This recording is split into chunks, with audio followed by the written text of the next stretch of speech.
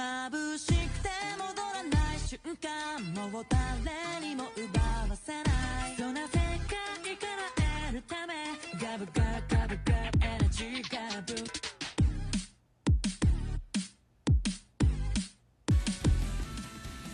Iron-SandBenders. What are they? Well, in this video, I'll tell you what they are, how they'll come to be, and how they'll affect the overall story of Avatar 2025. You see, Iron-SandBenders will be a new subset of benders that will be derived from metal benders who were derived from earth benders. You see, with metal benders bending the earth within the metal, it's what allowed them to develop the art of metal bending. You see, being originated from Toph, it was cultivated by one of her daughters, leading towards the creation of the city of Zaofu, where earthbenders could go to become metal benders. And then there are sandbenders who bend the smallest particles of earth. Like waterbenders, they let the earth flow through sand and control that flow. But because of that similarity to waterbending, it is the most difficult bending style for earthbenders. And it is because so many things are made out of the earth that it makes sense that there are so many subsets of earthbending. But what is Iron-SandBending and how could it be developed? Well, in this new cyberpunky era, I would imagine that there would be a lot of innovations and advancements with non-benders and benders working to improve technology and better understand their surroundings and environment and the world that they live in. And I can imagine the city of Zaofu being the lead in that innovation because of their origin in artistic expression as well as mastery over metal bending.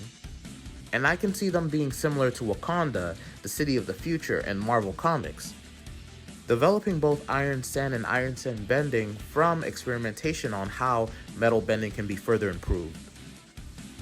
And this could be a game changer when it comes to combat, because I can see them rocking Iron-Sand in both clothing and arsenal, carrying that heavy load around because earthbenders are naturally stronger than non-benders and other benders, and being able to manipulate the Iron-Sand around them into various forms and constructs that they can use for both defense and offense, like creating giant hands to both crush or slap their enemies around.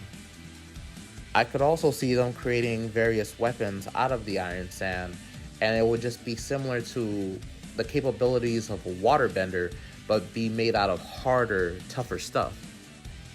But there's still the difficulties of earthbenders manipulating sand-like elements because of how similar sand is to water and waterbending. And it is because of that problem is where science and technology comes into play.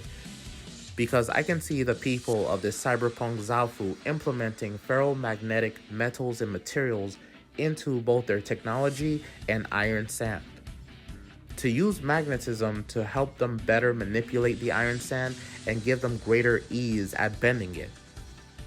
And I can see them reconstructing Zaofu out of ferromagnetic metals and then covering it with Iron-Sand to give Iron-SandBenders the possibility of being able to control their city and manipulate it however they want, whenever they want, allowing them to create passageways and roads and create different types of architecture in whichever way, whenever, the way they did with old Zaofu, but have an even easier time now that everything is more sand-like.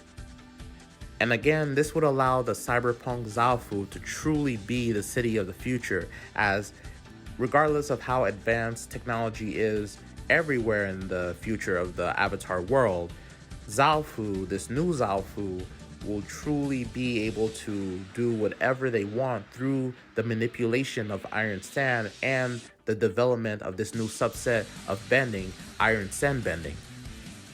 As for how it could affect the overall story, well, for one, I could see the new Avatar, Avatar 2025, being an Iron-SandBender. Maybe in the beginning he has difficulties learning the other three bending, but it's okay because he has mastery over this new unique style of bending, Iron-SandBending, where in a cyberpunky future, that could really get you far because most things would be made out of metal.